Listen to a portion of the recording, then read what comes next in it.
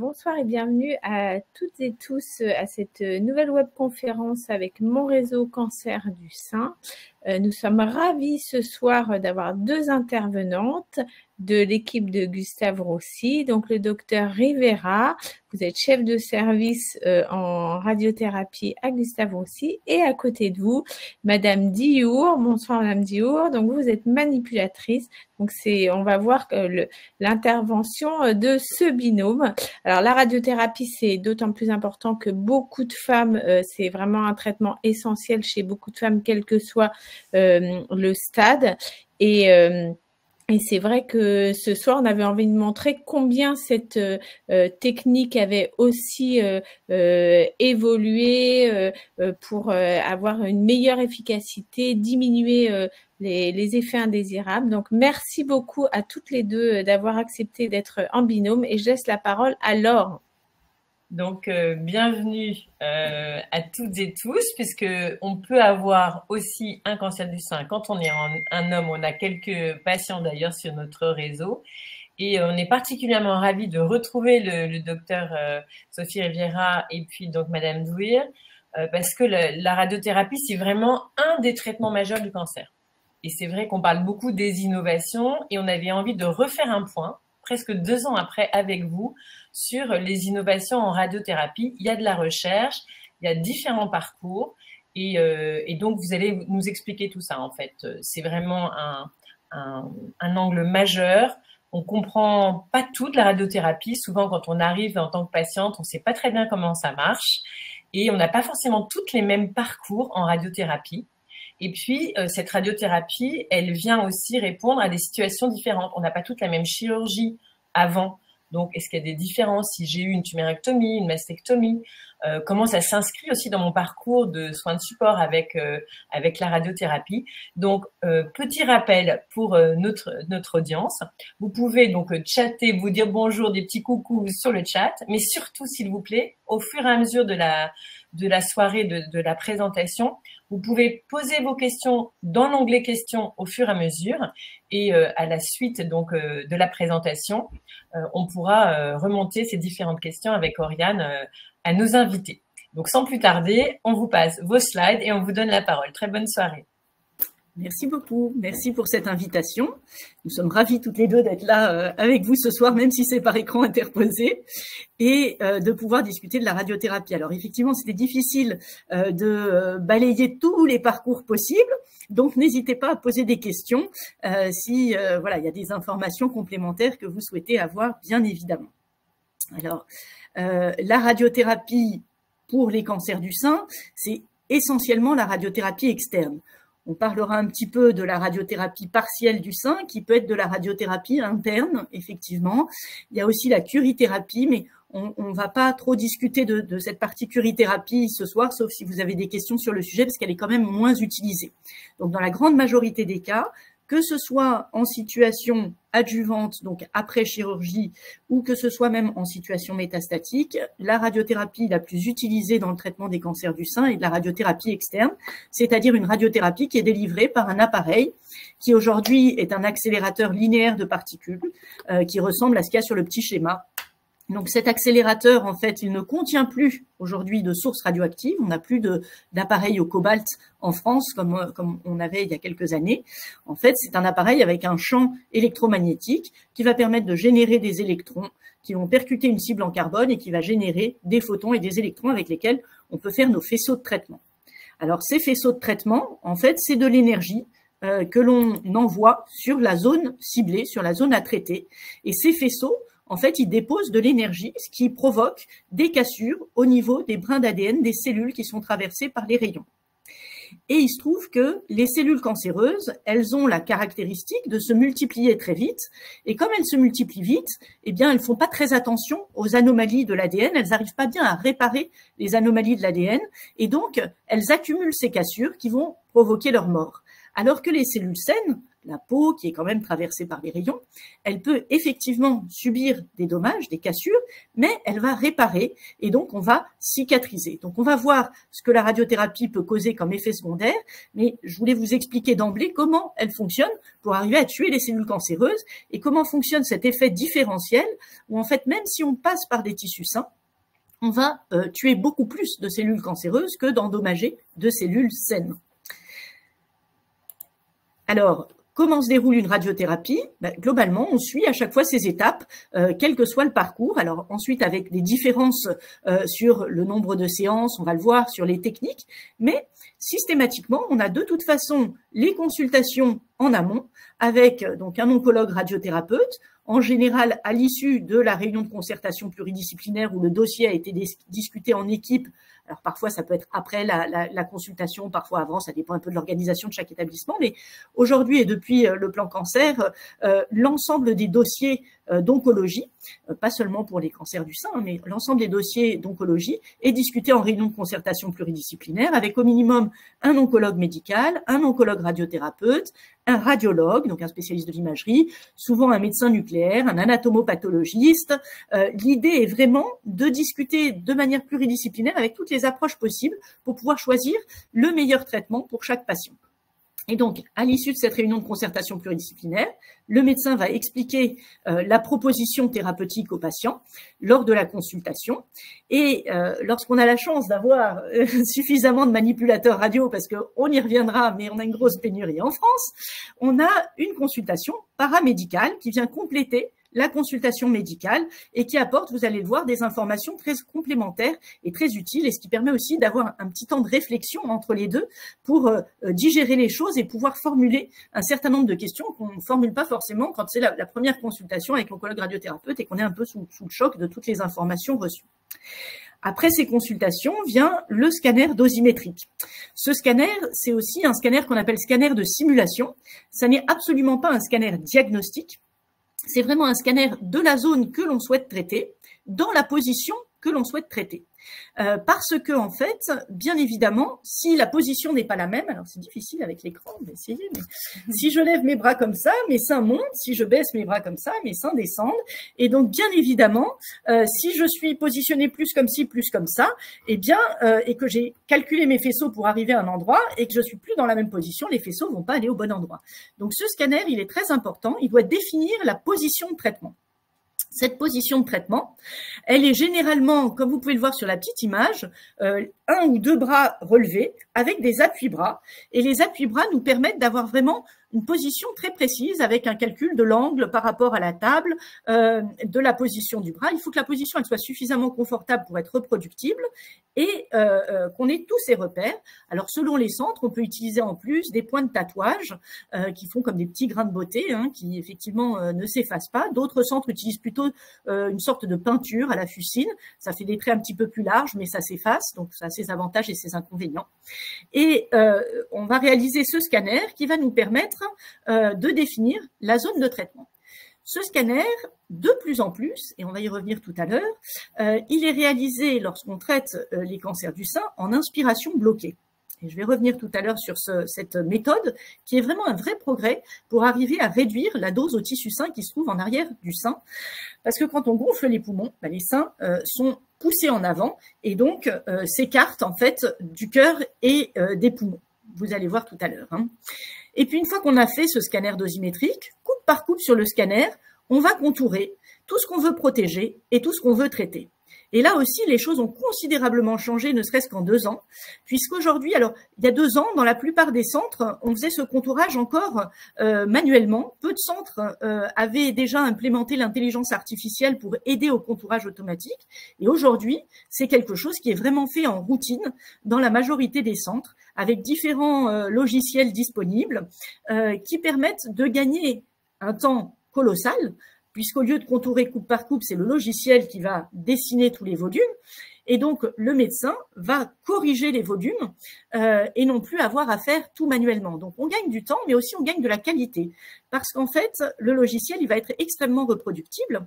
Et puis, le médecin va pouvoir dédier son temps à aller corriger ce qu'il aurait voulu modifier, plutôt qu'à aller refaire tout ce qui est finalement relativement standard en volume, parce que le système reconnaît très bien la différence entre l'air et l'eau ou les tissus, etc. Et donc, il y a des tas de contours qui vont être très très bien faits, et on va pouvoir vraiment bien se focaliser sur les points les plus cruciaux pour définir les volumes cibles et les organes à risque. Une fois qu'on a fait ces contourages, alors le dossier va en dosimétrie. Et là, c'est une autre partie de l'équipe que vous voyez pas aujourd'hui, qui sont les dosimétristes et les physiciens médicaux, qui vont faire le calcul et la planification du traitement et qui vont déterminer comment positionner les faisceaux pour pouvoir traiter le mieux possible la zone à traiter tout en protégeant les organes à risque. Pour vous donner un exemple, quand on veut traiter un sein, c'est tout bête, mais si on fait un faisceau antéro-postérieur qui rentre devant et qui sort derrière, on va traiter la totalité du poumon ou du cœur. Alors que si on fait des faisceaux parallèles, tangentiels et opposés, on va faire un faisceau qui va rentrer là sur le côté, qui va traverser le sein et sortir là. Comme j'ai le bras en l'air, il sort sous le bras, il ne touche pas le bras. Et de l'autre côté, pareil, le faisceau va arriver, va traverser le sein et sortir dans l'air. Et donc le faisceau va vraiment épargner tout ce qui se trouve derrière, cœur, poumon. Donc effectivement, ce scanner, il est vraiment important. Cette simulation est vraiment importante. Le contourage et la dosimétrie, comment on positionne les faisceaux, sont des étapes clés. Et pour les raisons que je vous expliquais, jusqu'à ces dernières années, tout ça prenait plusieurs jours, voire plusieurs semaines. On va voir comment on a pu accélérer les choses plus récemment. Et donc, une fois qu'on a validé cette dosimétrie, avec en général un double calcul par 2 physiciens, une validation avec le médecin, on a ensuite le traitement qui est transmis au poste de traitement. Et là, les manipulateurs vont pouvoir faire la mise en place du patient et démarrer le traitement. Alors, on va revoir étape par étape comment se déroule le traitement. Donc, le manipulateur en radiothérapie a un rôle majeur. Oui, alors le rôle du manipulateur est essentiel en radiothérapie. Là, je vous ai mis une définition du manipulateur en radiothérapie faite par l'INCa. C'est un technicien responsable du maniement des appareils de radiothérapie. Il est chargé de veiller au bon déroulement des séances. Et lors des séances, il s'occupe du patient qui est dans la salle de traitement, l'aide à s'installer, lui explique le déroulement de la séance et vérifie donc les régions à traiter, si elles sont bien délimitées, si on a bien respecté les procédures. Il s'assure aussi que au fur et à mesure des séances, que le patient ou la patiente ne présente pas de réaction anormale à la radiothérapie. Alors, donc le rôle du manipulateur, j'ai mis à peu près 5 activités principales qu'on pourrait dont on va détailler. La consultation paramédicale, Sophia en a parlé juste avant. Donc c'est une étape dans le processus dans le parcours de radiothérapie. Il y a l'activité de soins en radiothérapie, la coordination et puis organiser aussi l'organisation de la radiothérapie dans le service, sur les postes de traitement. Un peu d'activité de recherche aussi paramédicale, on en reparlera, et puis l'évolution du métier. Donc on va détailler un petit peu ces points. Alors la consultation paramédicale, on a parlé tout à l'heure brièvement du plan cancer.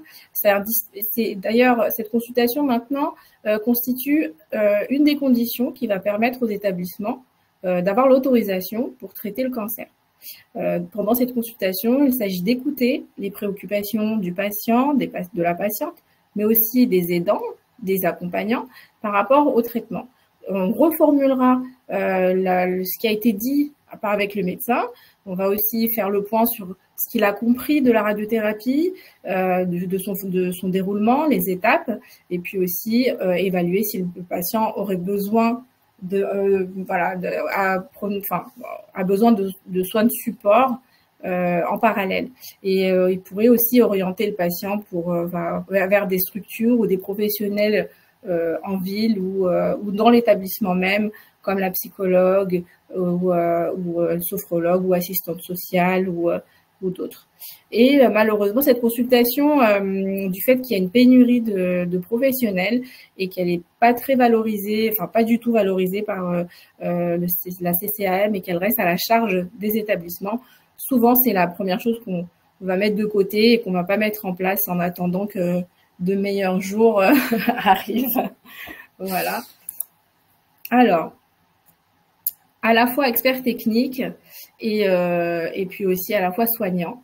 Il travaille sous la responsabilité d'un oncologue radiothérapeute et ou d'un physicien. Et du coup, là, le scanner de radiothérapie, c'est la première étape pour la radiothérapie. Donc, comme on en a parlé tout à l'heure, c'était l'étape où on va définir la position de traitement, où on fera les marquages au niveau de la peau, les points de tatouage notamment, et on va vraiment s'atteler à être reproductible, avoir une position reproductible, mais confortable tout en respectant les contraintes techniques des machines et des procédures. Donc, toute cette définition de la position, hein, qui est essentielle, on a vu, elle est faite par les manipulateurs. Donc, on comprend bien vraiment le rôle essentiel du manipulateur.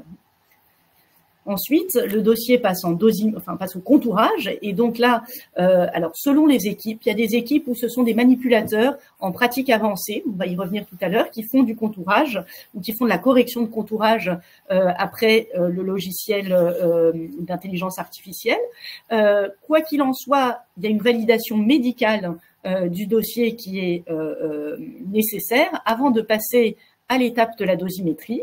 Et là, les dosimétristes et les physiciens vont faire des calculs avec une représentation graphique que vous pouvez voir là. On voit la distribution de la dose proposée par le dosimétriste ou le physicien. On voit les graphiques là qu'on appelle des courbes histogramme dose-volume qui nous permettent de voir quelle est la dose reçue par quel volume de chaque organe, que ce soit des organes cibles ou que ce soit des organes à protéger. Et on a aussi un petit tableau avec les contraintes de dose, puisqu'on a en fait des ABAC qui nous disent on peut donner telle dose sur tel organe, mais il ne faut pas dépasser tant. Et donc, grâce à ces ABAC, on va aller vérifier que notre plan de traitement est bien conforme et respecte bien les contraintes de dose pour ne pas avoir de toxicité ou alors pour les limiter au maximum. Pour ce qui est ensuite de l'étape, une fois que le dossier est validé, donc le dossier passe au poste de traitement. Et donc là, le manipulateur va accueillir le patient, va vérifier son identité comme à chaque séance, on y reviendra tout à l'heure, et le manipulateur va réaliser cette mise en place. Voilà. Donc lors de cette mise en place, on va bien sûr expliquer au patient la démarche à suivre. Ce sera son poste de traitement, on lui présente l'équipe qui va réaliser les séances de traitement et du coup, on l'installe et on lui montre un peu l'appareil, on voit avec lui la caméra, comme quoi il est vu pendant toute la séance, on peut l'entendre et ensuite il s'installe et là, on procède d'abord à l'installation sur le patient avec les lasers dans la salle. Il y a des lasers qui nous permettent de bien positionner le patient comme au moment du scanner. Et ensuite, on lui explique qu'on quitte la salle et que ensuite, on va commencer à faire des images qui vont nous permettre de vérifier le bon positionnement et qu'on est bien conforme à ce qui avait été prévu au moment du scanner. Voilà. On fait une sorte en fait de matching d'images, de fusion des deux images, celle le jour de la mise en place et celle qui vient du scanner pour être sûr que on est bien placé comme on l'a calculé, comme on l'a prévu sur le scanner. Du coup, cette mise en place est validée par le radiothérapeute et ensuite, on va pouvoir commencer la séance. Et voilà, comme je vous ai dit tout à l'heure, on vérifie le bon positionnement par les images, on vérifie que les repères à la peau sont bien positionnés. Voilà, pendant les séances de radiothérapie suivantes, on fera toujours la même procédure. Et puis, on pourra évaluer au fur et à mesure des séances la douleur, les effets secondaires de la radiothérapie. Et on pourra donc du coup en discuter avec le radiothérapeute. Il y a une consultation chaque semaine avec le radiothérapeute avec qui on pourrait échanger en cas de soucis particuliers rencontrés pendant les séances. Donc pour chaque séance, comme on le disait, le manipulateur va accueillir le patient. Il y a maintenant dans pratiquement tous les services des systèmes d'identitovigilance. C'est tout bête, mais si on appelle Madame Dupont dans la salle d'attente, des fois c'est Madame Dumont qui se lève parce qu'elle est pressée, parce que la patiente n'a pas forcément compris que ce traitement il est vraiment personnalisé et que on n'a pas toutes les mêmes seins, on n'a pas toutes la même position, puis des fois quand on est pressé, stressé, on n'entend pas bien, enfin bon, des tas de raisons. Et donc on fait bien sûr décliner l'identité au patient. Alors à Gustave Roussy, on a maintenant un système de reconnaissance faciale qui est un système un petit peu comme pour connecter votre téléphone. Là, hein, il y a un certain nombre de téléphones où on se regarde dans le téléphone et le téléphone il vous reconnaît et hop, il ouvre votre carte bleue, il ouvre tout votre téléphone. Et ben là c'est pareil avec le système de reconnaissance faciale. En fait, le patient s'identifie quand il rentre dans le service, donc on sait qu'il est dans le service. Le patient s'identifie quand il rentre dans le poste de traitement, donc quand il arrive à la machine de traitement, et comme ça il y a une vérification et le traitement ne peut pas être délivré s'il n'y a pas eu cette reconnaissance. Alors il y a d'autres systèmes, hein, il y a des hôpitaux avec un petit bracelet, il y a des tas de, il y a des empreintes digitales aussi, voilà. Donc ça pose parfois des problèmes maintenant de réglementation et de gestion des données personnelles, mais bon, globalement avec nos systèmes informatiques et toutes les barrières de sécurité qui nous ralentissent parfois beaucoup, on arrive quand même à augmenter le niveau de sécurité. Et c'est vrai que ça paraît comme ça anecdotique, mais malheureusement, ça pourrait ne pas l'être et puis ça pourrait être dramatique. Donc c'est vraiment un point très important, cette identitovigilance. Et c'est vrai que ça paraît des fois un petit peu stupide ou rébarbatif que la même manipulatrice ou le même manipulateur qui revoit la même patiente ou le même patient tous les jours lui redemande son identité, lui redemande de s'identifier devant la caméra. Mais en attendant, voilà, on n'est pas à l'abri d'un souci, donc c'est vraiment important d'insister là-dessus. Et puis donc, comme on l'a dit, à chaque fois, même positionnement, vérification de la position par le manipulateur, et une fois que tout est vérifié, on va pouvoir délivrer les rayons. Donc une séance, ça a une durée assez variable en fonction du type de technique. Globalement, c'est quelques minutes. Quand c'est une séance pour l'irradiation d'un sein seul, donc après une tumorectomie, et qu'on n'a pas à traiter les ganglions, alors c'est relativement rapide, hein. Les rayons en eux-mêmes vont durer 2-3 minutes. C'est plus le temps d'installation qui va être long. Pour des traitements plus complexes, comme par exemple le traitement, je sais pas moi, de petites métastases cérébrales qui peuvent être près de structures à risque comme l'œil ou des choses comme ça, où on va avoir vraiment beaucoup de faisceaux et on va utiliser des techniques de stéréotaxie. Et bien sur des machines comme le CyberKnife, c'est vrai qu'on peut avoir des traitements qui peuvent durer 40 minutes, 50 minutes, 60 minutes parfois. Donc la durée de traitement varie. Alors pour les traitements longs, on essaie de trouver des petites astuces. Les patients ont le droit de choisir la musique qu'ils veulent écouter pendant la séance. Enfin voilà. Donc il y a certains établissements où on utilise des plafonniers sur lesquels on peut projeter des films, notamment pour les enfants. Enfin, voilà, il y a des tas d'astuces possibles pour faire que la séance soit vécue un petit peu mieux et de manière moins longue. Alors, pendant la séance, l'appareil va tourner autour du patient, mais ne va pas toucher le patient, hein. Vous voyez un exemple sur la photo. En fait, effectivement, l'appareil va pouvoir tourner pour délivrer les faisceaux qu'il doit délivrer. Et on ne sent rien au moment où le faisceau passe, puisque c'est des rayons X, hein, c'est comme les rayons d'un scanner ou d'une radio. Donc, c'est indolore, c'est incolore, c'est insensible. Il n'y a pas de contact avec la machine. Donc, en général, même les gens claustrophobes arrivent assez bien à faire les séances parce qu'il y a de l'espace dans la salle en fait, hein. C'est vraiment pas la même chose qu'une IRM où on est beaucoup plus enfermé. Il n'y a pas de piqûre, il n'y a pas de geste invasif, hein, il n'y a pas besoin d'injecter quoi que ce soit. Et bien évidemment, même si on délivre ce rayonnement il passe dans la matière, dans le sein en l'occurrence ou dans les ganglions, en quelques fractions de secondes. Ce qui veut dire que dès que la séance est terminée, il n'y a plus rien de radioactif, donc il n'y a aucun danger pour l'entourage. On peut prendre les enfants en bas âge contre nous après une séance de radiothérapie, il n'y a vraiment pas de souci particulier, il n'y a plus rien de radioactif en nous. Pour ce qui est du déroulement de la séance, comme je vous disais, hein, les appareils aujourd'hui sont extrêmement techniques, donc extrêmement contrôlés. J'utilise souvent l'exemple que m'avait donné le mari d'une patiente. Ah, mais en fait, docteur, votre truc, c'est simple, hein, c'est comme si vous comparez une 2 chevaux à une Ferrari. La 2 chevaux, elle tombe pas beaucoup en panne, c'est du matériel tout simple. La Ferrari, c'est ultra technique, avec plein de boutons, plein de trucs sur le tableau de bord, plein de technicité, ça va hyper vite, c'est très précis. En cas d'accident, c'est beaucoup plus sûr d'être dans une Ferrari que dans une 2 chevaux. Et là, c'est pareil. Nos machines, elles sont extrêmement sécurisées, extrêmement précises, extrêmement techniques et de plus en plus. Mais le prix à payer pour ça, c'est que du fait de cette haute technicité, il y a beaucoup de contrôles sur les machines. Donc, il y a des contrôles périodiques, il y a des contrôles qui sont faits de manière quotidienne, des contrôles, d'autres types de contrôles qui sont faits de manière hebdomadaire, d'autres de manière mensuelle, d'autres de manière annuelle. Et donc, effectivement, quand il y a un paramètre qui sort des tolérances, même si ce paramètre n'est pas un paramètre qui influence directement le traitement, toute la machine est bloquée. Et il faut refaire tous les contrôles. Et donc, c'est ce qu'on appelle les pannes machines qui cassent les pieds de tout le monde parce que, bien évidemment, comme c'est pas prévisible à l'avance, eh ben, il faut tout chambouler dans les rendez-vous. Donc, en général, comme les manipulateurs sont ceux qui sont en première ligne, c'est les manipulateurs contre lesquels les patients rouspètent parce que les rendez-vous sont changés, même s'ils y sont pour rien. Et donc, effectivement, il faut bien avoir en tête, et on essaie d'expliquer ça en amont aux patients, que c'est vraiment pour des raisons de sécurité. Parce que ça peut paraître un peu inquiétant d'avoir des pannes sur les machines. On se dit, ouh là là, est-ce qu'elle est fiable? Mais en fait, il faut vraiment voir ça dans l'autre sens. C'est que c'est des machines qui sont extrêmement techniques.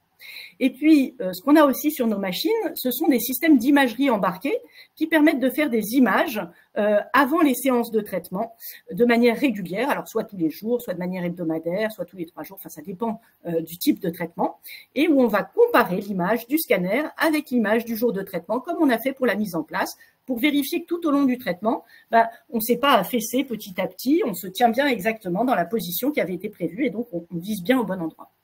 Et on a aussi la possibilité de faire ce qu'on appelle des dosimétries in vivo, parfois des dosimétries de transit, il y a différentes techniques possibles. Ça, c'est en fait des petits capteurs qui nous permettent de mesurer ce que la machine délivre réellement et donc qui permettent un contrôle supplémentaire de la dose délivrée par séance au patient. En cours de traitement, il y a quelques précautions à prendre, mais qui finalement, pour la radiothérapie mammaire, sont assez simples. Parce que la radiothérapie mammaire, quand on irradie le sein seul ou la paroi, quand il y a une mastectomie, eh bien, on est sur du tissu qui est très superficiel. Quand on irradie les ganglions, on irradie un petit peu plus en profondeur, mais on n'irradie pas d'organes très en profondeur, comme le cerveau ou les organes intra-abdominaux. Et donc, du coup, les effets secondaires, ils sont localisés sur la zone qu'on irradie. En fait, il n'y a pas d'effet secondaire de la radiothérapie à distance de l'endroit irradié, parce que ça n'est pas un traitement général, c'est un traitement localisé. Et donc, les effets secondaires, pour les prévenir, on recommande de ne pas mettre de crème avant la séance de radiothérapie. S'il y a des rougeurs de la peau, s'il y a une irritation liée à la radiothérapie, à ce moment-là, on va prescrire une crème après. En réalité, le problème n'est pas tellement la crème avant la radiothérapie, parce que c'est vraiment si on met une grosse couche de crème que là, ça va modifier la pénétration des rayons et ça risque de ramener la dose à la peau et de provoquer des brûlures. C'est que même si les gens mettent vraiment peu de crème, eh bien, on peut toujours faire une réaction allergique à la crème ou autre. Et donc, à ce moment-là, on ne sait plus qui est lié à la crème, qui est lié à la radiothérapie. Donc, le plus simple, c'est quand même d'éviter de mettre la crème avant la séance. Comme ça, la peau est propre et sèche au moment de la séance. Et le manipulateur qui voit le patient ou la patiente torse nu va pouvoir bien vérifier qu'il n'y ait pas de rougeur de la peau. S'il y a des rougeurs, on prescrit une crème à mettre le soir, à distance des rayons. Ensuite, on recommande d'éviter le déodorant du côté traité pendant toute la durée de la radiothérapie. Alors, c'est vrai que c'est pas très sympathique, mais voilà, aujourd'hui, les radiothérapies sont de plus en plus courtes et donc, ça fait moins de temps sans déodorant. Mais c'est vrai que le déodorant a tendance toujours à faire une petite pellicule quand même quand on ne la voit pas, qui vient couler un peu sur le sein ou sur la partie traitée comme les ganglions et qui peut aller provoquer des irritations. On recommande de prendre bien soin de sa peau, c'est-à-dire d'utiliser des savons hydratants, donc du savon sur gras, sans parfum, des choses qui sont vraiment pas allergisantes. C'est pas le moment d'aller tester le gel douche exotique de la voisine. Vraiment des savons tout simples sur gras. Il y a plein de marques maintenant qui font des savons sur gras sans parfum. On trouve ça en parapharmacie, même dans les grandes surfaces. Pas besoin de se ruiner. Ensuite, on recommande aussi d'utiliser des soutiens-gorge sans armature ou pas de soutien-gorge du tout. En tout cas, ce qu'il faut éviter, c'est vraiment l'armature qui vient frotter sous le sein et qui irait irriter une zone qui déjà est un peu dans un creux, avec parfois un petit peu de transpiration, surtout quand on a un sein volumineux. Et donc, pour limiter au maximum ces phénomènes d'irritation sous le sein, on recommande de ne pas mettre de soutien-gorge avec armature.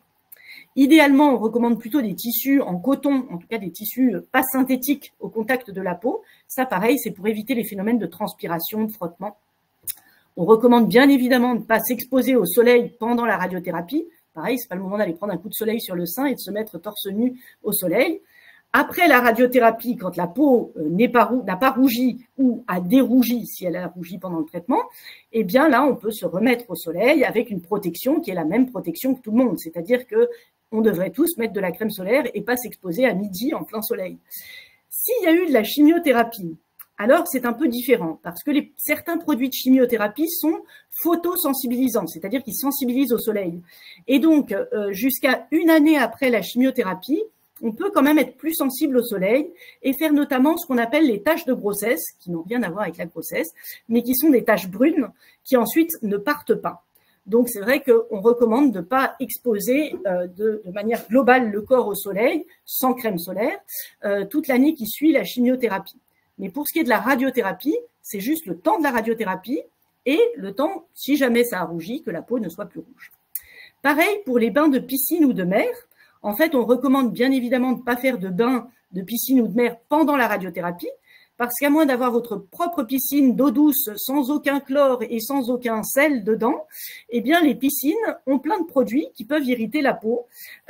Plus parfois, si c'est des piscines collectives, sont pas toujours de la même propreté, et donc c'est pas le moment d'aller faire une infection ou d'aller attraper des champignons ou d'aller que sais-je. Donc c'est à reporter après la radiothérapie. Pareil pour la mer, le sel de l'eau de la mer peut être irritant, et donc pas pendant la radiothérapie, mais on peut prendre ces bains de piscine ou d'eau de mer dès que on a fini la radiothérapie et que la peau n'est pas rouge. Donc effectivement, si la peau n'a pas rougi pendant la radiothérapie, dès la semaine suivante, on peut aller à la mer. Si la peau a rougi, il faut un petit peu de patience, en général 15 jours, 3 semaines, le temps que la peau dérougisse, et à ce moment-là, on peut aller se baigner dans la mer. Après, c'est du bon sens. Si quand on rentre dans l'eau de la mer, ça pique sur le sein, il faut sortir et se rincer à l'eau douce. Voilà, il n'y a rien de grave non plus, hein. Mais voilà, il va pas falloir rester dans une eau si ça pique, hein. Il n'y a pas de bilan biologique, donc pas de prise de sang nécessaire pour la radiothérapie, hein, contrairement à la chimiothérapie. Encore une fois, la radiothérapie n'a un effet que local, donc il n'y a pas besoin d'aller surveiller les globules, il n'y a pas d'effet général qui se verrait sur la prise de sang. Alors, pour ce qui est du rôle du manipulateur dans la coordination et dans l'organisation du traitement, comme l'a dit Sophia tout à l'heure, lors des pannes, mais pas que, dans des semaines courantes, nous élaborons les plannings de radiothérapie. Alors, on fait au mieux, hein, les plannings pour les patients en respectant toujours par priorité les personnes qui travaillent ou bien les personnes ayant des soins annexes comme les chimiothérapies ou les patients ayant des dialyses à l'extérieur. En plus de ces plannings journaliers, voire hebdomadaires, il y a le suivi médical. Donc, on dirige les patients selon la localisation vers le médecin qui les suit pour les consultations qui sont, elles, hebdomadaires. Alors, ensuite, pour le soin de support, il nous arrive parfois d'orienter les patientes vers des soins de support qui sont dans l'institut selon le problème qu'elles rencontrent ou les questions qu'elles ont par rapport à ça peut être complètement ça peut être complètement différent du traitement, hein. Donc c'est vraiment quelque chose qu'on a ici à Gustave aussi. On peut avoir accès aux soins de support. Et aussi, nous avons des services d'hospitalisation. Les patients qui ont de la chimiothérapie, on a une coordination avec ces services-là pour pouvoir permettre aux patients de ne pas avoir leur chimiothérapie trop à distance de leur séance de rayon. Donc on a ce lien-là avec les services d'hospitalisation. Et puis aussi, on s'occupe de la logistique des transporteurs, du fait des patients qui doivent venir par transporteur. Alors ça peut être VSL, taxi, donc on gère aussi un petit peu cette logistique-là. Alors, sur les soins de support, c'est vrai qu'on est considérablement aidé par les associations, puisqu'on a régulièrement des permanences d'associations de patients qui viennent informer les patients, qui viennent proposer aussi des aides, des solutions de soins de support. Et donc ça dépend des établissements, hein. Globalement, chacun s'organise un petit peu en fonction des possibilités locales, mais c'est vrai que de plus en plus, et notamment sous l'impulsion et la demande des patients, les centres et les différentes structures hospitalières s'organisent pour avoir des départements, des services, des unités de soins de support et pour pouvoir proposer toutes ces choses qui sont essentielles pour pouvoir mieux gérer le traitement, pour pouvoir mieux vivre le traitement et même, on va le voir, pour pouvoir mieux passer à l'étape d'après une fois que le traitement est terminé. Donc effectivement, l'étape d'après, c'est la consultation de fin de traitement. Alors, pour ce qui est des consultations hebdomadaires, ça dépend un petit peu des établissements. Les consultations en cours de traitement, aujourd'hui, pour les traitements de cancer du sein, on a quand même de moins en moins d'effets secondaires. Donc c'est vrai qu'il y a quelques années, on les faisait vraiment systématiquement. C'était obligatoire que les patients viennent faire la consultation hebdomadaire. Aujourd'hui, on a tendance à être un petit peu plus souple. S'il n'y a pas de questions spécifiques, s'il n'y a pas d'effets secondaires à nous signaler, dans la mesure où les manipulateurs voient tous les jours le ou la patiente torse nu, eh ben, on sait qu'ils vont nous l'adresser en consultation si jamais il y a besoin, mais la consultation hebdomadaire n'est pas forcément obligatoire. Alors que pour des patients qui ont par exemple une radiochimiothérapie concomitante, qui ont les deux en même temps, où il va falloir surveiller le bilan biologique, bah là, effectivement, il va falloir les voir de manière vraiment fixe toutes les semaines. Et en fin de traitement, on va avoir une consultation qui va nous permettre de résumer ce qui s'est passé pendant le traitement, de faire un bilan avec le patient, de répondre aux éventuelles questions résiduelles, et puis de programmer ce qui va se passer après. Ce qui va se passer après, c'est la surveillance. Alors souvent, le patient a l'impression d'être lâché dans la nature après, parce que comme il venait pratiquement tous les jours, voire tous les jours en radiothérapie, eh bien, d'un seul coup, il y a une sorte de vide. Et c'est vrai qu'à la fois, on peut être content d'avoir terminé le traitement, mais en même temps, il y a beaucoup de gens qui derrière disent « Ouh là là, mais d'un seul coup, c'était le grand vide et une espèce de bouffée d'angoisse qui arrive. » Ça, c'est assez fréquent. Donc, effectivement, la plupart des établissements laissent quand même les coordonnées pour pouvoir nous recontacter si jamais il y a des questions après. Mais la surveillance standard, c'est de revoir les patients dans le cadre des traitements adjuvants du cancer du sein, 4 à 6 mois après la fin de la radiothérapie, avec un bilan biologique si jamais les patients ont de l'hormonothérapie. S'il n'y a pas d'hormonothérapie, il n'y a pas nécessairement besoin de bilan biologique. Et donc une consultation tous les 6 mois, donc ça fait 2 consultations par an, avec une mammoéchographie seulement une fois par an. Alors, selon les établissements, on organise la surveillance de manière un petit peu différente. Nous, ce qu'on fait, c'est une surveillance alternée parce qu'on croit beaucoup au fait que d'avoir les différents intervenants de la prise en charge permet d'avoir différents regards très complémentaires. Et donc, en général, on fait une surveillance qui se fait, alors 4 à 6 mois après la fin de la radiothérapie, soit par l'oncologue radiothérapeute, soit par l'oncologue médical, soit par le chirurgien, puis 6 mois après par un autre des médecins de l'équipe, etc., etc. Et ce qui a été mis en place relativement récemment, c'est cette journée de transition. Alors, je trouve pas le mot très joli, mais bon, c'est pas moi qui l'ai décidé. Et donc, il y a une transition vers l'après-cancer. En fait, c'est une journée où les patients de prise en charge pour un cancer du sein vont pouvoir rencontrer différents intervenants pour anticiper les possibles effets secondaires des traitements, notamment la fatigue après traitement. Et donc, on va avoir des coachs sportifs, on va avoir, il peut y avoir par exemple sous hormonothérapie une prise de poids, et donc on va avoir la diététicienne qui va intervenir. On peut avoir, comme je vous disais, des petits coups de mou à la suite de la fin du traitement, ou même simplement des angoisses de crainte de récidive ou de choses comme ça. Donc on va avoir les oncopsychologues qui vont être là aussi. On va avoir des cardiologues parce qu'il y a un certain nombre de traitements, que ce soit la chimiothérapie ou parfois certaines radiothérapies qui nécessitent d'aller traiter des très gros volumes chez des gens qui ont vraiment le cœur collé et pour lesquels on n'a pas eu la possibilité de restreindre, on va y revenir tout à l'heure, la dose au cœur. À ce moment-là, on va mettre en place un suivi cardiologique. Voilà. Donc cette journée de transition, elle permet de voir tous ces intervenants avec des ateliers communs et puis ensuite des consultations en fonction du choix de chaque patient et des demandes de chaque patient. Et puis, il y a pas mal de programmes, effectivement, aujourd'hui, de ce qu'on appelle en anglo-saxon le survivorship, qui sont donc les programmes de suivi après cancer, avec des tas de choses qui aident énormément les patients, que ce soit ce qui concerne le retour à l'emploi, que ce soit tous les progrès qui ont été faits sur la possibilité maintenant d'avoir le droit à l'oubli pour pouvoir faire un emprunt, etc. Donc tout ça, il y a des mines d'informations au sein des centres de traitement. Et autant c'est parfois difficile de se poser ces questions-là pendant le traitement parce qu'on est un peu la tête dans le guidon, autant en fin de traitement, voilà, toutes ces questions en général émergent. Alors, il y a eu des progrès majeurs en radiothérapie sur le plan technique, avec… Ah oui, alors comme c'est un PDF, zut, ça passe pas. J'avais pas pensé à ça. Alors, vous ne verrez pas toutes les images qui sont cachées là. Celle du fond, c'est un accélérateur linéaire, un petit peu comme ce que je vous ai montré tout à l'heure.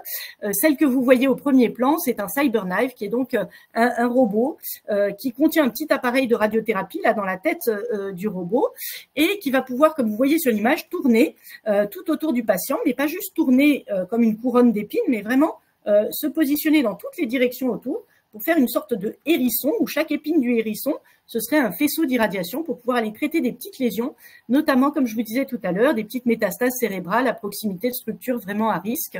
Et aujourd'hui, on arrive à faire comme ça de la radiochirurgie et aller détruire des métastases qui se trouvent à différents endroits. Et on peut faire comme ça des retraitements. Et donc, dans des situations où il y a quelques années, on considérait qu'une fois que les métastases apparaissaient, le pronostic était vraiment engagé à court terme. Aujourd'hui, on n'est plus du tout dans cette situation-là. Et effectivement, on a des patients qui peuvent vivre plusieurs dizaines d'années avec des métastases. Alors bien sûr, la maladie devient alors chronique. Il y a forcément un suivi, voire un traitement de fond permanent. Mais il y a la possibilité effectivement de faire comme ça plusieurs épisodes de traitement très sélectifs. Ça vous permet quand même de voir un petit peu les machines que vous voyez pas tout à l'heure. On a aussi vraiment fait des progrès en termes de précision. J'évoquais tout à l'heure le fait d'avoir ces imageurs portales, de pouvoir faire ces imageries pendant le traitement. C'est le petit faisceau vert que vous voyez sur l'image en haut à gauche.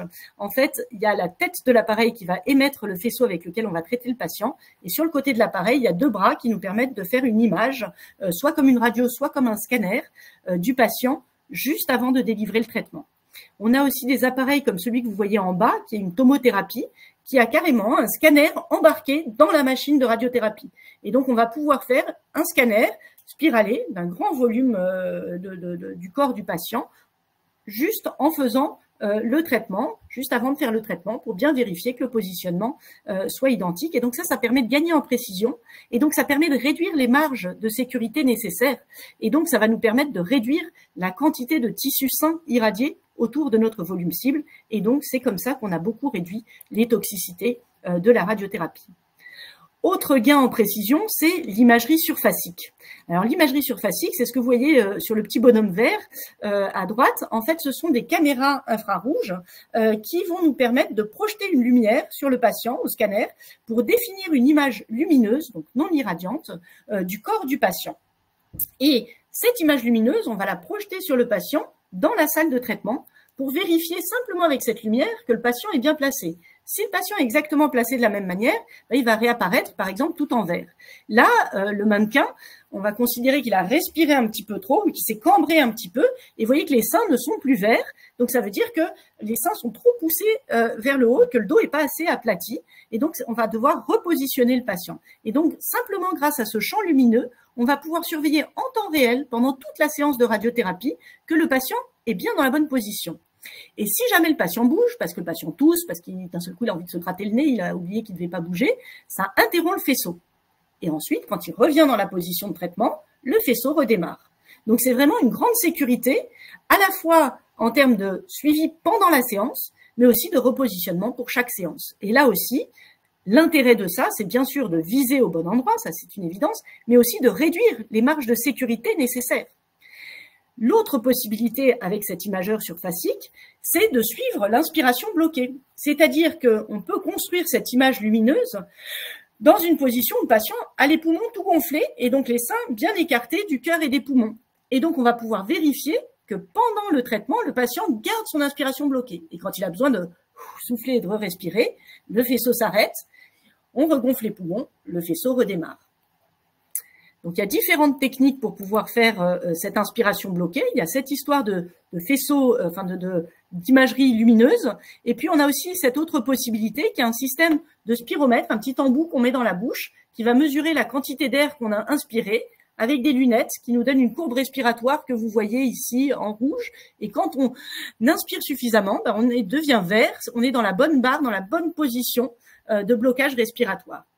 Et alors, c'est peut-être un petit peu technique, mais pour pouvoir visualiser ce qui se passe à l'intérieur du corps quand on fait cette inspiration bloquée, eh bien, vous voyez l'image en respiration libre, donc une patiente qui respirait tout à fait librement, eh bien, son cœur arrive en fait dans le faisceau de radiothérapie. Alors, bien sûr, c'est une toute petite partie du cœur, ça reste quelque chose d'acceptable.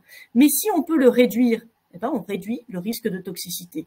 Et vous voyez sur l'image de droite que quand on fait cette inspiration bloquée, pouf, on a complètement poussé le cœur en dehors du faisceau.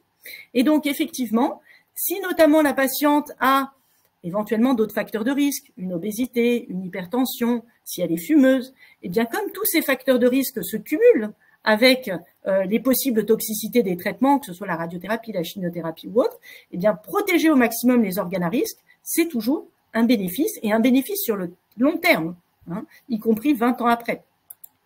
Donc aujourd'hui, par exemple, à Gustave Roussy, on propose systématiquement pour tous les traitements de cancer du sein, que ce soit le sein seul ou une paroi après mastectomie, avec ou sans les ganglions, à droite ou à gauche, l'inspiration bloquée. Parce que finalement, au début, on s'apercevait que ça nous prenait du temps, qu'il fallait que les manipulateurs expliquent tout ça aux patients, que les patients parfois étaient un petit peu réticents, comprenaient pas bien. Et puis, à force de le faire, on a pris une routine, on a trouvé les mots pour pouvoir expliquer les choses et pour pouvoir organiser aussi le fait d'avoir le matériel toujours à disposition, etc. Et finalement, ça nous prend que quelques minutes supplémentaires pour un bénéfice qui va perdurer toute la vie du patient. Donc, c'est vraiment essentiel. Alors, bien sûr, le bénéfice est d'autant plus important qu'on est à gauche, qu'on traite des gros volumes. Donc, il y a certains centres qui, notamment parce que, comme on le disait tout à l'heure, il n'y a pas d'acte aujourd'hui de la sécurité sociale qui rembourse cette inspiration bloquée. Donc, les minutes que prend cette inspiration bloquée ne sont pas rémunérées. Mais en attendant, voilà. Donc, on a beaucoup œuvré avec les associations de patients et avec les médecins pour modifier ces histoires de tarification. Et on y viendra peut-être dans la discussion, mais il est maintenant possiblement prévu d'avoir une modification de la tarification qui inclurait un petit modulateur, comme un petit bonus pour les centres qui font l'inspiration bloquée ou pour les traitements avec inspiration bloquée, ce qui inciterait effectivement à réaliser ce système, quel que soit le logiciel ou la solution qu'on choisit, dans tous les centres. Alors, les pratiques ont beaucoup évolué ces dernières années, puisqu'en fait, vous voyez sur le petit dessin du haut que il y a bon, maintenant un peu plus de 15 ans, on traitait toutes les patientes et les patients pris en charge pour un cancer du sein, pratiquement, en radiothérapie avec 25 séances sur 5 semaines, plus ou moins un complément qui pouvait être de 5, 8 séances, 10 séances selon la situation, ce qu'on appelait la surimpression ou le boost. Et puis, on a eu des études anglaises et des études canadiennes, je vais vous passer tous les détails, mais n'hésitez pas à me demander si vous voulez, qui ont montré, avec maintenant plus de 10 ans de recul, chacune d'entre elles, de manière indépendante, mais exactement montrant les mêmes résultats, chez des patientes, alors initialement à partir de 50 ans, mais ensuite des patientes à partir de 18 ans. Donc, quel que soit l'âge, quelle que soit la taille du sein, quel que soit le grade ou le type histologique ou les récepteurs, que la radiothérapie modérément hypofractionnée, 15 séances au lieu de 25, 3 semaines au lieu de 5, est strictement équivalente en termes d'efficacité, mais présente moins d'effets secondaires, notamment en termes de fatigue, parce qu'il y a moins d'aller-retour. Et bien sûr, comme 15 égale 25, eh ben on s'est demandé si on ne pouvait pas encore compacter un petit peu plus. Parce que le secret de cet hypofractionnement, c'est qu'on donne des doses un peu plus fortes par séance, et du coup, on peut donner moins de séances au total en gardant la même efficacité. Et donc, c'est notamment les Anglais qui ont développé ces deux études, l'étude UK-FAST et l'étude FAST-FORWARD, qui ont chacune évalué le fait de faire la radiothérapie en 5 séances. Alors, dans l'étude UK-FAST, c'est 5 séances à raison d'une séance par semaine. Et là, c'était des patients de plus de 50 ans parce que c'était la première étude lancée avec ces 5 séances. On a 10 ans de recul. Et avec 10 ans de recul, ils ont montré qu'on est exactement non inférieur. Donc, il n'y a pas de différence entre cette radiothérapie en 5 séances et la radiothérapie en 25 séances. Et puis, on a eu des résultats de l'étude FAST-FORWARD qui a posé la même question que cette radiothérapie en 5 séances, mais sur une semaine, et qui a là aussi montré une non-infériorité de la radiothérapie en 5 séances pour le sein seul, c'est-à-dire pour des patientes qui ont eu une tumorectomie et donc qui ont eu un traitement conservateur du sein. Pour l'instant, comme on va le voir, on n'a pas encore ces données-là pour les patientes qui ont une mastectomie ou pour les patientes qui ont une atteinte ganglionnaire. Alors, chez nous, on s'est demandé comment on pouvait appliquer ce nouveau schéma en 5 séances. Et on s'est dit, mais enfin, c'est complètement aberrant d'avoir à attendre 15 jours pour avoir une consultation avec l'oncologue radiothérapeute, d'avoir à attendre encore 15 jours pour avoir le scanner, d'avoir à attendre encore 15 jours pour avoir la dosimétrie et pour pouvoir commencer le traitement. Et ensuite, on a, pouf, 5 séances de traitement sur une semaine. Donc, est-ce qu'on ne peut pas réorganiser les choses pour que toute l'étape d'amont ne soit pas plus longue que le traitement lui-même? Et effectivement, c'est ce qu'on a fait dans le programme de radiothérapie en 5 jours, avec la consultation le lundi matin. Dans la foulée de la consultation, on a la consultation manipulateur, quand on peut avoir suffisamment de manipulateurs. On a le scanner dosimétrique avec inspiration bloquée. Ensuite, on a le contourage automatique qui nous a permis de gagner vraiment du temps et d'aller à l'essentiel pour aller faire les corrections. Puis, on a la dosimétrie qui, là aussi, a été semi-automatisée par nos physiciens médicaux en créant un script qui permet de faire une dosimétrie optimisée en quelques minutes, là où il fallait plusieurs heures ou plusieurs jours parfois. Et donc, l'après-midi même, on peut faire la première séance de radiothérapie. Alors, c'est vrai que ça fait une journée un petit peu longue, mais du coup, on profite de cette journée justement pour proposer aux patients d'avoir les différents intervenants des soins de support, de pouvoir répondre à l'ensemble des questions, que ce soit les questions en relation avec l'assistante sociale, la nutritionniste, parfois le gériatre, ou voilà. Et puis, sinon, le patient a la possibilité effectivement d'aller se promener un petit peu puis de revenir l'après-midi pour la séance. Deuxième séance le mardi, troisième séance le mercredi, quatrième séance le jeudi, cinquième séance le vendredi et la radiothérapie est terminée. À l'issue de cette 5e séance, on a la consultation de fin de traitement, donc dans la foulée, et puis le patient repart à la maison. Et au 10e jour, on a notre assistante médicale qui appelle le patient avec un arbre décisionnel. Soit toutes les questions sont au vert, c'est-à-dire qu'il n'y a pas de rougeur de la peau, il n'y a pas d'inquiétude particulière ou de question particulière de la part du patient, et donc on confirme le rendez-vous à 4 à 6 mois de surveillance. Soit on est dans la zone orange, il y a des petites questions auxquelles on a répondu, mais ensuite on veut s'assurer, il y a une petite rougeur de la peau, on a prescrit une crème, on veut s'assurer que derrière ça a disparu. À ce moment-là, il y a un nouvel appel une semaine plus tard. Soit on est dans le rouge, la patiente est vraiment inquiète, elle a une question spécifique et à ce moment-là, on programme une consultation médicale sur place. Donc, les patientes qui sont éligibles à ce programme, c'est les patientes qui étaient dans l'étude Fast Forward, qui sont les patientes qui ont, vous voyez, un carcinome invasif pour l'instant, parce que les in situ n'étaient pas éligibles dans cette étude Fast Forward. On attend les résultats pour les patientes qui ont un cancer in situ. T1 à T3, donc ça fait quand même un panel de taille de tumeur assez large, mais pour l'instant, effectivement, dans l'étude, il n'y avait pas les patientes qui avaient un T4, donc par exemple une tumeur du sein inflammatoire. Donc pour l'instant, on ne peut pas appliquer ce schéma-là chez ces patientes-là. C'était uniquement des patientes qui n'avaient pas d'atteinte ganglionnaire et pas de métastase. Et pour démarrer, même si dans l'étude, les patientes étaient prises en charge à partir de 18 ans selon ce schéma-là, on a démarré, nous, chez les patientes de plus de 50 ans qui n'ont pas besoin d'un boost. Parce que, en fait, dans l'étude, il y avait des patientes qui pouvaient avoir un boost, mais alors ça rajoute 1 semaine et demie de traitement, donc ça complexifie un peu les choses. Donc on a voulu démarrer par la partie la plus simple, et vous allez voir que maintenant on va commencer à pouvoir élargir les indications. Donc il s'agit de patientes qui ont une exérèse chirurgicale complète, c'est-à-dire avec des bonnes marges de sécurité, et un traitement chirurgical conservateur, donc pas de mastectomie, et pas d'atteinte ganglionnaire, donc qui ne relève pas d'une irradiation ganglionnaire, et bien sûr qui n'ont pas de traitement radiosensibilisant en même temps. Ça, je vous ai expliqué pour le suivi et l'appel téléphonique par notre assistante. Donc, je vais passer. Et si on résume l'aspect technique de cette journée, vous voyez que c'est assez rythmé puisqu'il y a la consultation, le scanner, le contourage, la validation du contourage, la dosimétrie, la validation de la dosimétrie, le début du traitement avec les imageries de contrôle du positionnement, comme on l'a vu. Et donc, si pour le sein seul, donc dans le cas de traitement conservateur, on est aujourd'hui avec la possibilité de faire, selon les situations, s'il y a un boost plutôt un traitement sur 3 semaines, puis un boost sur 1 semaine. Et pour les situations où on n'a pas besoin de boost, plutôt 5 séances sur 1 semaine. On a, pour les aires ganglionnaires, également progressé, puisque pour toutes les patientes à qui on irradiait les aires ganglionnaires, on faisait 50 grès en 25 séances, plus ou moins le boost. Et depuis cette année, on a les résultats de 2 études, une étude danoise qui s'appelle Skagen 1 et une étude française qui s'appelle Hypogée 01.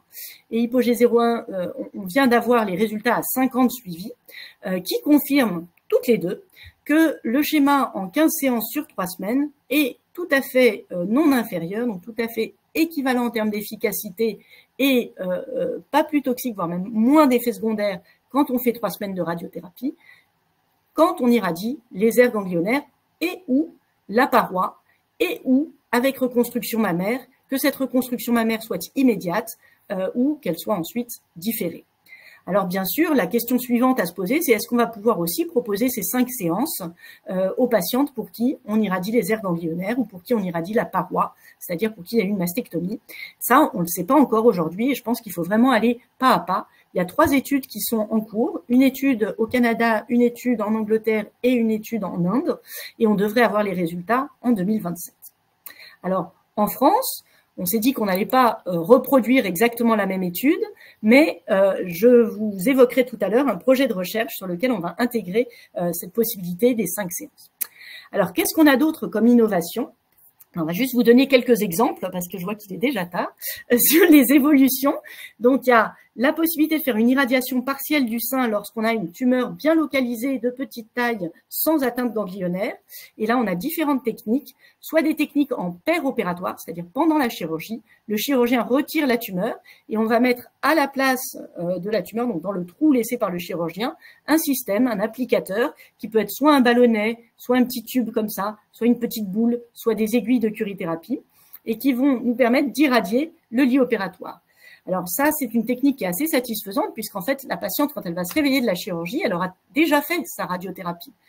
L'inconvénient, c'est que ça n'est utilisable que de manière très sélectionnée chez des patientes dont on est sûr que la chirurgie a bien eu des marges d'exérèse satisfaisantes. Et comme c'est pendant l'intervention, parfois, on a la mauvaise surprise a posteriori de voir que il faut réopérer pour aller élargir un petit peu la résection.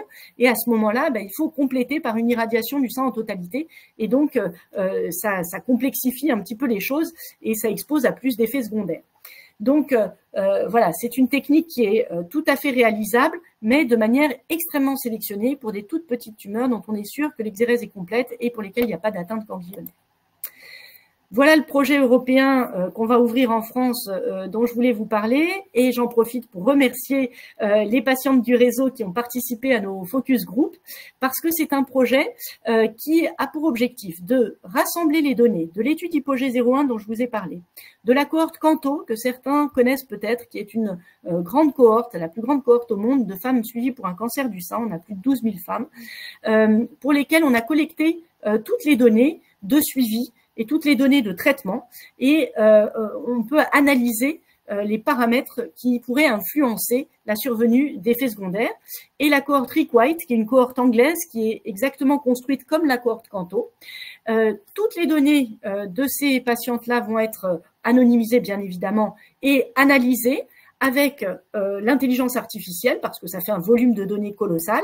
On va pouvoir analyser les paramètres biologiques, les paramètres de traitement, les caractéristiques poids, taille, âge, etc.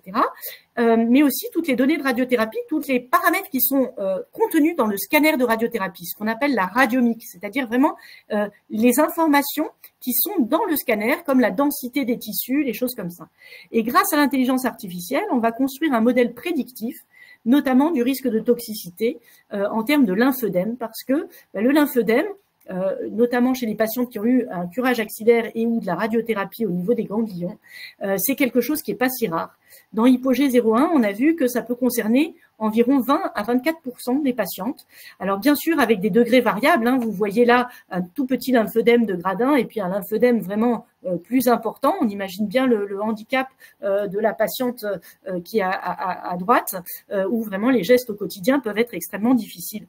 Et donc, si on arrive à prédire qui est plus à risque de lymphœdème, grâce à ce modèle, on pourrait communiquer ce risque à la patiente et au médecin pour mettre en place des stratégies de prévention pour réduire ce risque. Et donc, c'est ce qu'on veut faire dans le cadre de l'étude Préacte 01 qui devrait ouvrir l'année prochaine, dans laquelle, en fait, les patientes à risque de lymphœdème vont être randomisées, donc tirées au sort, entre celles pour qui on va donner l'information prédite par le modèle et à qui on va prescrire un manchon de contention préventif, et celles pour qui on va faire le traitement standard aujourd'hui, qui est de donner les informations classiques, mais aujourd'hui, c'est vrai que le standard, c'est plutôt d'intervenir si jamais il y a un lymphœdème qui apparaît, et donc de prescrire de la kiné si jamais il y a un lymphœdème qui apparaît. Là, la stratégie, ce serait de se dire, chez les patientes qui sont vraiment à risque, peut-être que ça vaut le coup de supporter le manchon en préventif pour réduire ce risque. Et on fera aussi tourner le modèle chez les patientes à bas risque pour vraiment évaluer l'efficacité, la pertinence de ce modèle et savoir si ce modèle prédit réellement bien le risque de lymphœdème. Et donc, on travaille encore avec pas mal d'associations de patients pour co-construire en fait l'outil de communication de ce risque et arriver à savoir comment expliquer aux gens ce risque et sans trop les affoler, mais en arrivant à les convaincre de faire cette prévention par le manchon de contention. Et on va terminer par les aspects d'évolution du métier de manipulateur qui maintenant sont de plus en plus impliqués dans la recherche clinique. Oui, tout à fait. Aujourd'hui, un manipulateur peut très bien faire de la recherche paramédicale, qui est aujourd'hui un des aspects qui peut être attractif pour des manipulateurs pour venir travailler en radiothérapie. Alors, 3 possibilités. Soit il peut participer à un protocole de recherche dans le service, il peut être lui-même initiateur de projets de recherche, ou alors il peut être donc ce qu'on appelle ARC, donc c'est attaché de recherche clinique, ou bien technicien de recherche clinique, mais bien sûr après une formation type DU. Et cette volonté de promouvoir du coup le métier de manipulateur et surtout de leur proposer de faire de la recherche paramédicale a donné la création d'un DU à Montpellier en 2020 qui est destiné aux manipulateurs en électroradiologie, parce qu'on appelle manipulateur, mais c'est aussi souvent vous verrez MER, MER, c'est manipulateur en électroradiologie. Du coup, ce DU a été proposé depuis du coup 2020 à Montpellier. Là, je voulais juste mettre un petit focus sur le retard qu'on a en France de la place des manipulateurs dans la recherche, parce qu'il faut du temps alloué à ces manipulateurs-là pour aller en recherche clinique, ce qui est difficile quand on sait qu'aujourd'hui on a une pénurie de manipulateurs. Du coup, on a un statut mi-ARC ou tech et mi-manipulateur. Du coup, c'est assez compliqué de se partager entre les deux. Bon, ça peut se faire, mais voilà, c'est pas du tout encore à peu près. Enfin, je pense qu'il y a très peu de manipulateurs qui font exclusivement de la recherche paramédicale. Il y en a une à Lyon, je sais. Alors, voilà, je vous présente juste l'essai clinique piloté par un manipulateur, ici à Gustave Roussy. C'est du coup moi qui le pilote, c'est un essai contrôlé randomisé multicentrique qui concerne les patients atteints de métastases cérébrales. L'idée, ça serait de les suivre de manière digitale avec leur smartphone, de façon hebdomadaire. Ils auraient une auto-évaluation à faire après la radiothérapie de leurs symptômes, pendant 3 mois après la radiothérapie. Cet essai a obtenu un financement par le GIRC Île-de-France l'année dernière. L'évolution du métier de manipulateur. Alors, on voit difficilement, je pense. Alors, juste pour vous dire que il y a des possibilités de délégation de tâches. Donc, petit à petit, ce qui peut être proposé aux manipulateurs, c'est d'aller vers par exemple, dosimétrie. C'est ce qu'on a vu tout à l'heure. C'est l'étape après le scanner et le contourage qui permet de calculer la dose administrée. Et ça pourrait être une évolution du métier. Ou alors le contourage. Voilà, ça peut être aussi un moyen de faire évoluer le métier.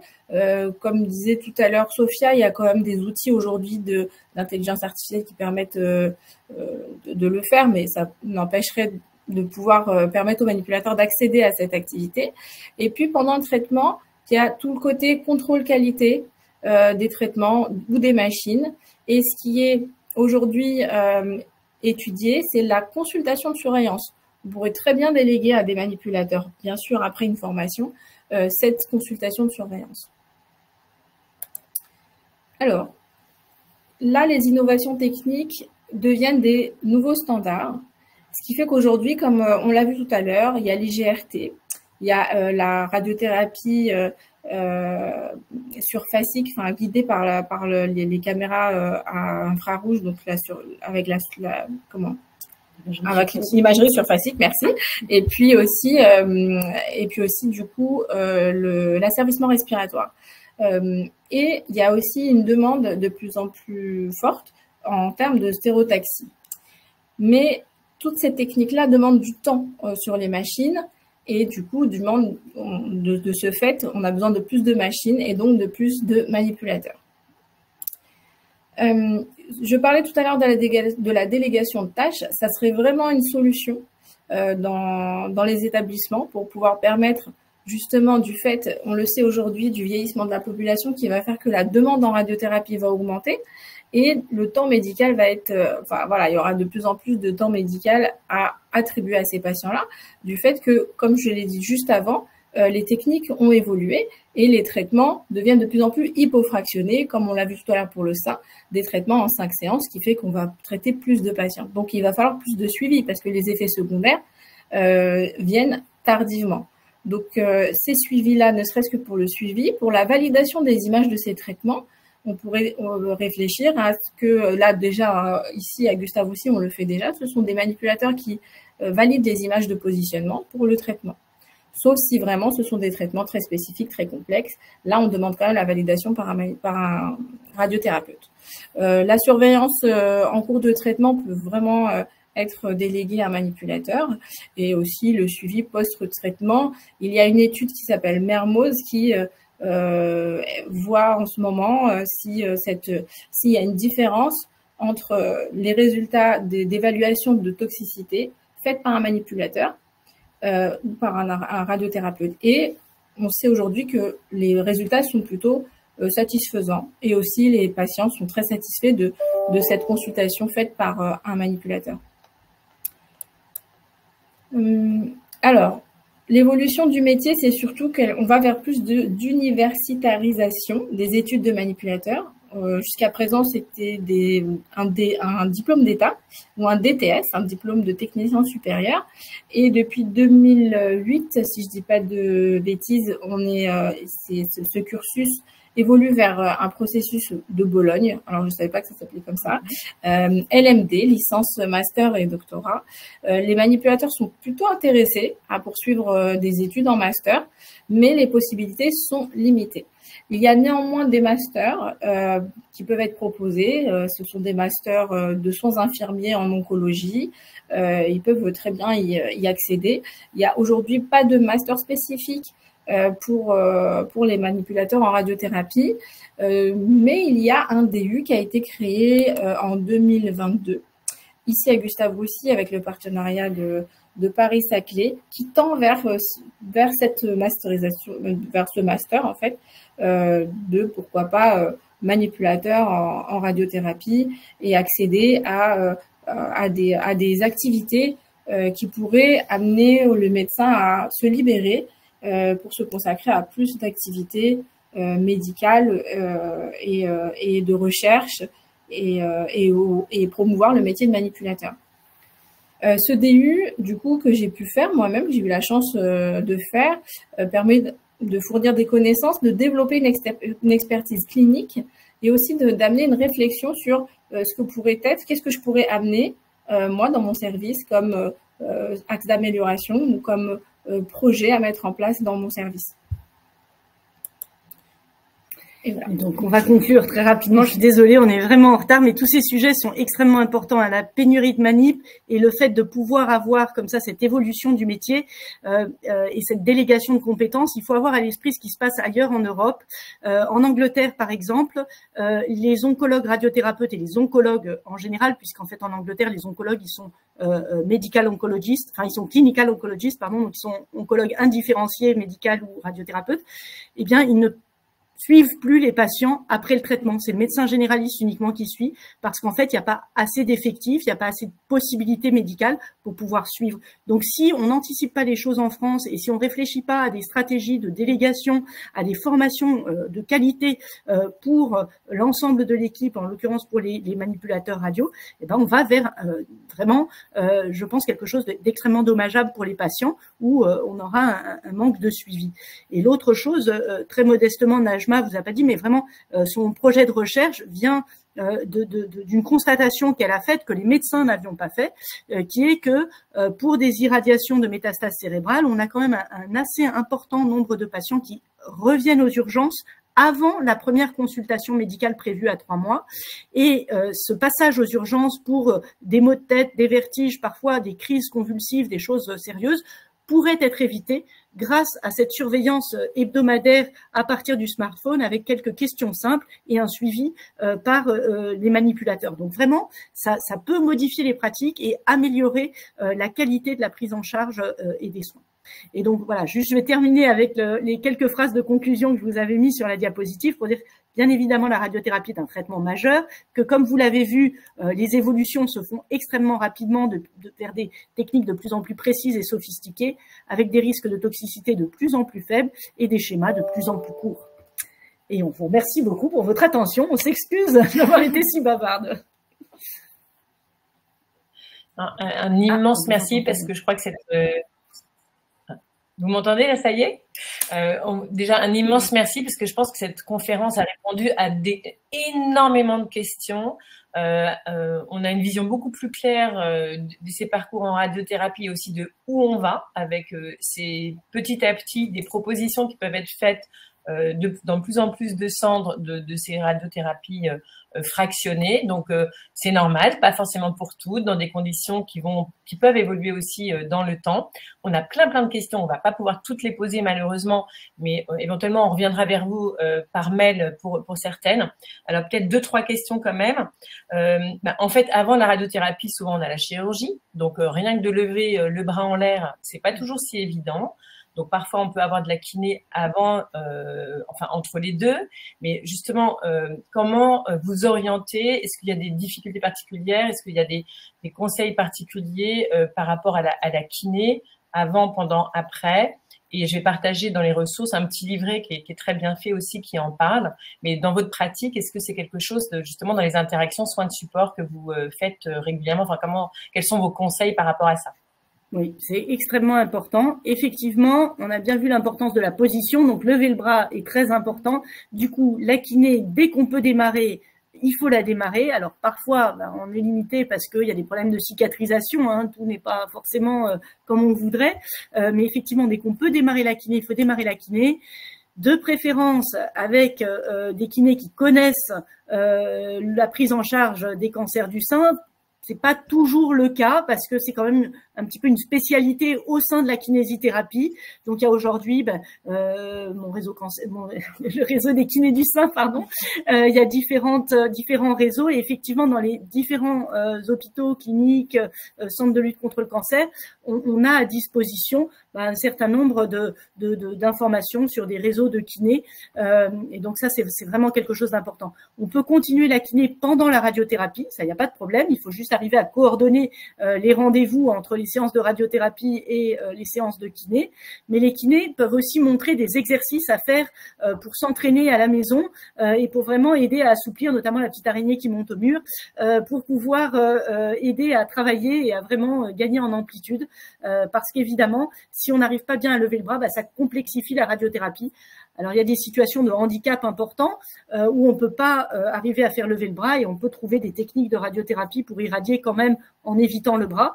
Mais c'est sûr que c'est beaucoup plus complexe. Donc, oui, la kiné. Merci beaucoup. Alors, effectivement, on voit qu'il y a des progrès incroyables en termes de confort et de sécurité pour les patients, en termes d'efficacité aussi. On avait une question de Sylvie qui demandait l'intérêt d'une radiothérapie avant une mastectomie. Ah, là, c'est une très bonne question à laquelle on n'a pas complètement la réponse aujourd'hui. On a plusieurs études qui sont en cours parce que globalement, le concept, c'est que on a découvert, enfin on a su par différents essais thérapeutiques que dans certaines situations, faire la chimiothérapie en néoadjuvant, donc avant la chirurgie, permettait de réduire la tumeur et permettait de conserver le sein parfois, et que même quand on n'arrivait pas à conserver le sein et que de toute façon on faisait une mastectomie, il n'y avait pas de perte de chance à faire la chimiothérapie en néoadjuvant. Et donc on peut légitimement se poser la même question pour la radiothérapie et se dire pourquoi on ne pourrait pas faire la radiothérapie avant, voire même en même temps que la chimiothérapie néoadjuvante et puis faire la chirurgie après. Il y a des études qui sont en cours, on n'a pas encore la réponse. C'est pas aujourd'hui un standard de faire la radiothérapie avant, mais c'est proposé dans certaines études et on devrait avoir d'ici peut-être 4-5 ans plus d'informations là-dessus. Merci.